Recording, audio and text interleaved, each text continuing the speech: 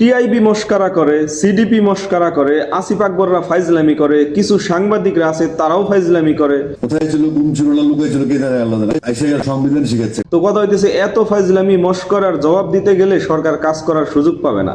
আমি মনে করি সরকার জনগণের কাছে প্রমাণ করুক তারা জনগণের সেবা করার জন্যই আসছিল।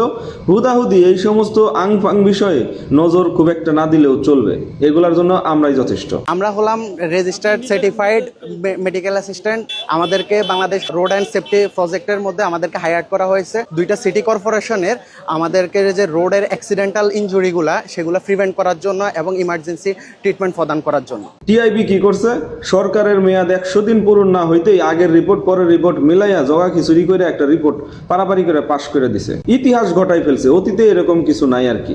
তো কথা হইতেছে সিডিপি কি করছে, অতীতের রিপোর্ট, ইউনূস সরকারের সময়কার রিপোর্ট এটারে কপি পেস্ট করে এই সরকারের আমল বলে চালাই দিছে যে 95টা কারখানা বন্ধ হয়ে গেছে, 62-63 হাজার লোক বেকার হয়ে গেছে। এবং এই তথ্য নিয়ে অলরেডি মনে হয় 1 লাখ ভিডিও তৈরি হয়ে গেছে যে সরকারের বিরুদ্ধে। যেখানে সরকারের কথা ছিল 18 মাসে 1 কোটি কর্মসংস্থান করে তুলবে, সেই জায়গায় গত 6 মাসে 62,000 মানুষের চাকরিচ্যুত হয়েছে।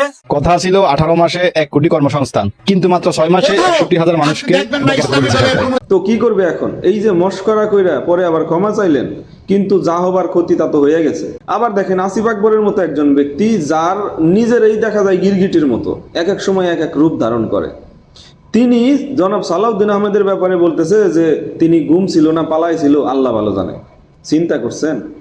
তো কি বলবো, তারে নিয়ে আসলে বেশি কিছু বলার নাই, কারণ তিনি কি নাকি খায় পান করে। তো আসলে জায়গা ওটা সাইরা দিই। আমাদের বর্তমান যে পররাষ্ট্রনীতি, একবার চিন্তা করেন যে ইতিহাসের সবচেয়ে স্ট্রং পজিশনে বাংলাদেশ পররাষ্ট্রনীতির ক্ষেত্রে।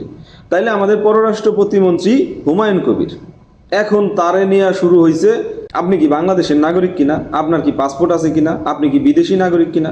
উনি বাংলাদেশি নাগরিক, উনি বলছেন, প্রকাশ্যে বলছেন। তো কথা হইতেছে যে ওই যে সমস্যা হইতেছে যে স্ট্রং পজিশন, এখন আমাদের এই স্ট্রং পজিশন যারা না চায় তারা এখন নানা ধরনের প্রশ্ন তোলা শুরু করছে। এই প্রশ্ন তারেক রহমানের নিয়ে উঠাইছিল, এই প্রশ্ন ডক্টর জুবাইদা রহমানের নিয়ে উঠাইছিল যে তারা কি বাংলাদেশের নাগরিক, তারা কি বিদেশের নাগরিকত্ব স্যালেন্ডার করে আসছে কিনা। ভাই এই সমস্ত প্রশ্ন দিয়ে কি প্রমাণ করতে চান বলেন, কি প্রমাণ করতে চান? তো কথা হইতেছে যে এত ফাজলামি, এত মস্করা, আসলে সরকার কাজটা করবে কোথায়? এরপরেও সরকার কি করতেছে দেখেন, 60টা অ্যাম্বুলেন্স, একদম সুসজ্জিত অ্যাম্বুলেন্স সার্ভিস, মহাসড়কগুলায় যে দুর্ঘটনা ঘটে ইনস্ট্যান্ট দ্রুত সার্ভিস দেওয়ার জন্য তাদের বিভিন্ন জায়গায় হাব তৈরি হবে, বিভিন্ন জায়গায় তারা অবস্থান করবে, যে কোনো সময় আপনার ইমার্জেন্সি কল দিলেই তারা দ্রুত চলে যাবে।